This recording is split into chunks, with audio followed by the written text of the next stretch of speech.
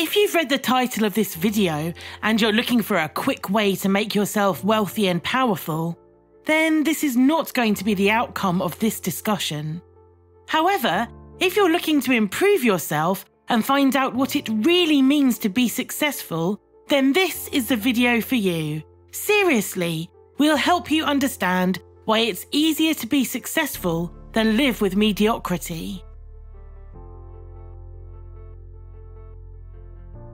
The first place to start is the definition of success.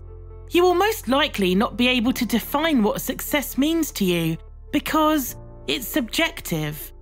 Success is based on or influenced by personal feelings, tastes, or opinions. You will have had encounters with people throughout your life that can tell you their version of success. And in the media, you will also see interviews with celebrities, entrepreneurs, and other people describing success. But you need to work out what your goals and parameters are. For example, success for a person who is struggling with their mental health could be getting up early for work and organising their time more efficiently, therefore not having to rush or feel anxious as often. They can feel successful as their mood improves and their new routine helps them to live a more stable, happier daily life. For someone else, success might be finding recognition amongst their peers for the artwork they're creating or getting a great review publicly for a project they worked on. Once you have thought about how you view success, don't try to compare yourself to others. They haven't lived your life. They don't have your personality or circumstances. Of course, you can be inspired by others, just avoid comparison, as that is the thief of joy.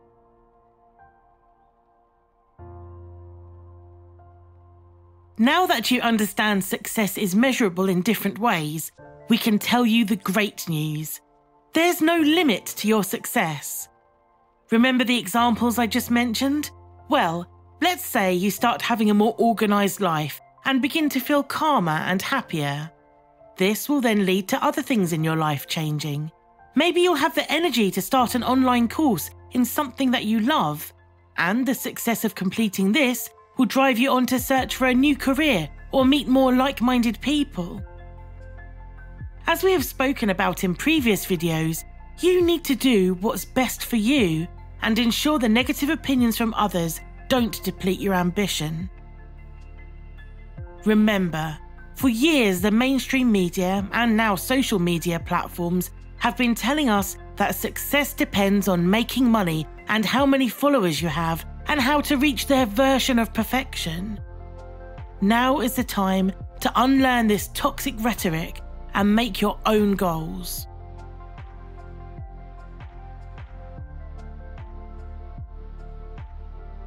If success can only be defined by your personal opinion and goals, then what does it mean to be mediocre? How can that be measurable?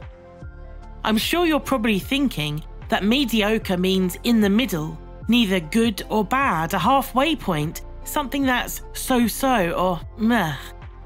But let's look at it differently. What if we told you that mediocrity can be described as not being able to tell if something is amazing, awful, or ordinary at any one time? For example, if you had to describe a person you knew quite well and you had nothing to say, that person may be mediocre. Let's say you're describing a work colleague or someone you study with. Sarah is an amazing analyst. She always seems to be able to predict what's going to happen next.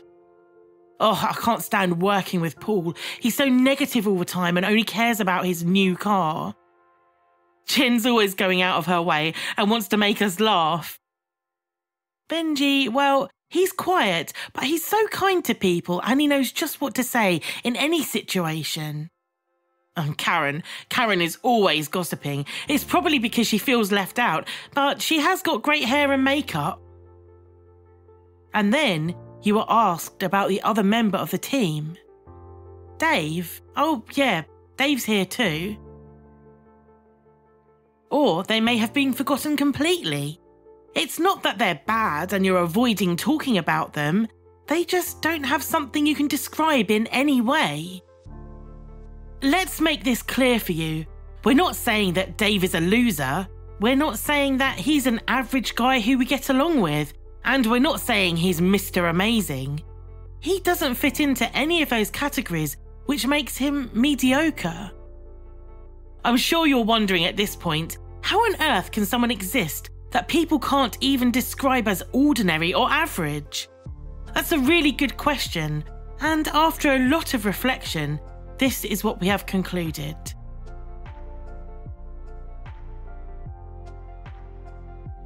If Dave was constantly doing well in a certain area, or across his life in general, such as work, socialising, family life and his hobbies, people would see him in general as a great, amazing person. If he is always struggling and failing at a certain area or a set of circumstances, people will generally begin to regard him as doing badly or poorly or maybe even a bad person. If Dave had a combination of doing well and failing equally, but is consistent within this, we would describe him as doing okay or being an average person. It's important to remember that being average does not equal being mediocre. When there's an overlap and inconsistency in behaviour, this is where it turns to mediocrity. If we break this down further into a very simplistic example, it will become so much clearer for you. Let's say Dave is taking an English language class as part of a college course. The teacher has a 10-week plan, and each week the students are tested. Dave ends up with 3 excellent test results, 3 awful test results, and 4 average test results. At the end of a 10-week course, the teacher cannot confidently say that Dave has passed the course with a distinction because he has had dramatic failures. However, they also can't say that Dave is a poor student because he turned up for every lesson and also got 3 amazing test results. Neither can the teacher call him average because he has displayed such a range of knowledge and ability, both good and bad. This difficulty in describing Dave is due to his inconsistency. So, we would put forward to you that if in 10 similar circumstances a person does not react in the same way and you cannot predict what they're going to do or how they're feeling, this is proof that they are inconsistent and mediocre, because inconsistency is actually one of the most well-known hallmarks of mediocrity. It's important that you understand that the reason inconsistency defines mediocrity is because it shows a lack of care for yourself or the situation. This disorganisation or decreased care goes against the principles of success. As we explained at the start of this video, success is going to be measured on your own terms. However, you can give yourself a better chance at being successful and reaching your goals if you develop some helpful habits. It's likely that the people you regard as successful in life right now have nurtured these habits. Number 1. Take advantage of introductions in your personal life and professional life. This may seem obvious, but having a strong support network is key to being happy and successful. It's not just about creating a good first impression in the business world, which gets you noticed. It's about being true to yourself and keeping in touch with people you're introduced to socially. This could be as simple as adding them on social media, sending a text asking how they are, or as much as setting up days out or meetings. There is a reason you are being introduced to someone. Whether it's by chance or orchestrated, don't waste that opportunity. Number 2, surround yourself with like-minded people who will help you grow. Having a great set of friends is often the key to success, and you'll see this a lot in famous celebrity friendships. They often grew up together or stayed friends after university or school. This doesn't mean surrounding yourself with people who are going to give you the answer you want to hear. This means having honest, helpful, kind friends who can support your success goals. If your measure of success, for example, is going back to work or school after having kids, then your friends can help by sharing their experiences or maybe childminding after school while you go to an interview. If your view of success is reaching a certain income goal, then your friends can give you encouragement and maybe use their connections to put you in touch with different employers. Number 3, read or listen to books and never stop learning. This has been the message in so many of our videos because it's one of the biggest factors of success and self-improvement. A lot of people make excuses as to why they don't read or research things that interest them. In reality, they may not know where to begin. There is an infinite world of fact and fiction waiting for you, and even if you have a learning difficulty, such as dyslexia, APW, or a disability, there is so much you can do these days to support your curiosity and continue learning. YouTube and other video platforms have subtitles. Books are in audio format if you find text hard to look at, and you can chop things up to bite-sized pieces. Staying engaged with your learning journey can be as simple as looking up the best recipe for chicken soup or finding out how glass is recycled, to as in-depth as the physics of the universe or how to build a tiny wooden house from scratch. Number 4, set achievable goals and don't make excuses. This one is huge. It connects with being honest with yourself and not sabotaging your chances of success. Create goals that you can reach and then build on those goals, forming a stable foundation which holds you up and proves how consistent you are. You won't often hear successful people making excuses for their failure because they always analyse what went wrong and they admit if they need to change.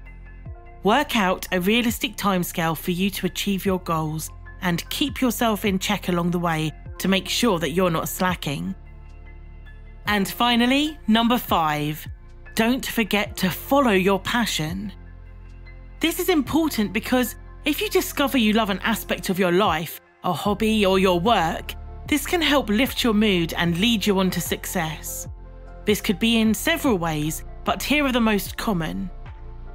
You decide to have your passion as your main source of income. This means you aim to have your job and some of your free time dedicated to what you like. Alternatively, you have a job which you understand is purely for income, but you enjoy working with your colleagues and the work isn't too hard. Then, in your spare time, you dedicate your free hours to doing what you love, like working with amateur dramatics and theatre, or growing plants and visiting gardens, developing a side hustle business venture. In this way, you know that at some point during your day, you'll be working on something that you love.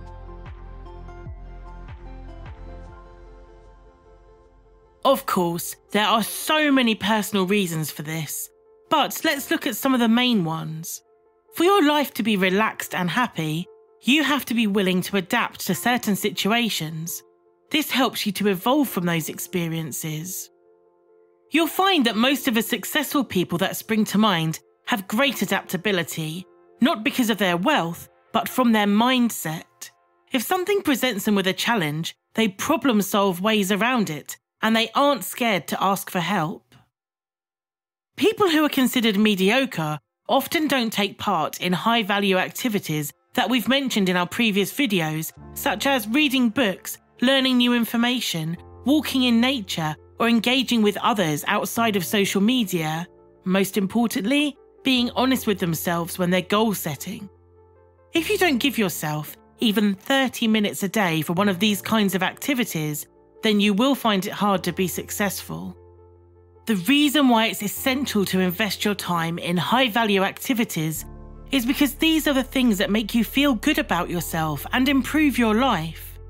It's good to take time out and have the occasional time partying with friends or have a Netflix couch day with junk food.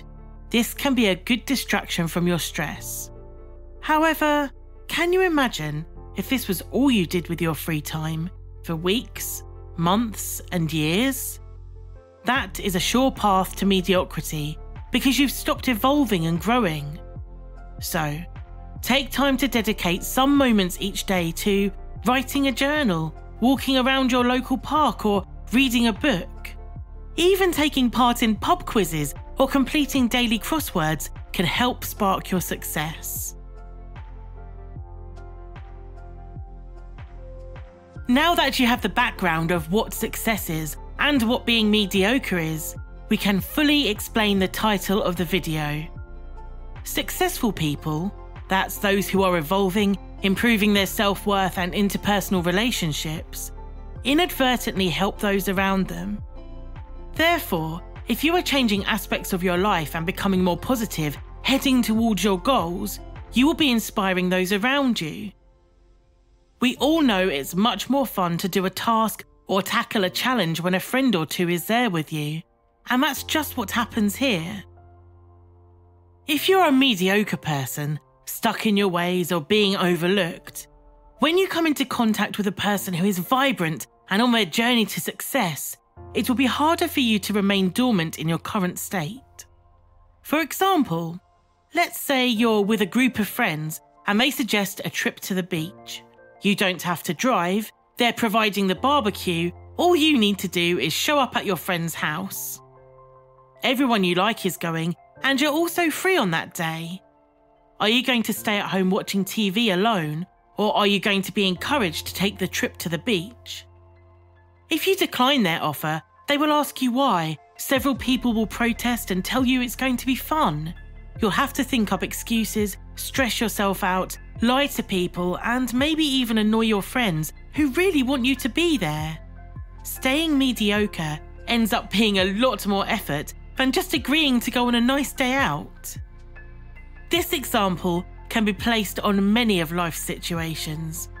Being successful in your own way will start to come naturally. You'll form good habits and you'll feel better in your mind and body. This makes going back to the mediocre way you were before almost painful. Subconsciously, you'll start to choose high-value activities over shallow amusements because your self-worth is growing. You'll be introduced to or seek out like-minded people, which spurs you on. Or your positive influence may inspire the people who already exist around you, and then they start their journeys to success. It all becomes irresistible. Now look, we understand that you can't be happy and engaged 100% of the time. This would lead to burnout. However, it's those daily achievements and successes that help you feel more positive. If there's a day that you're struggling, think of the small things that you can do. Put your clean washing away, tidy the dishes, take the dog for a walk. It doesn't matter if there are bigger things that seem insurmountable. You are doing something positive and helpful for yourself. And that's the real key to being successful.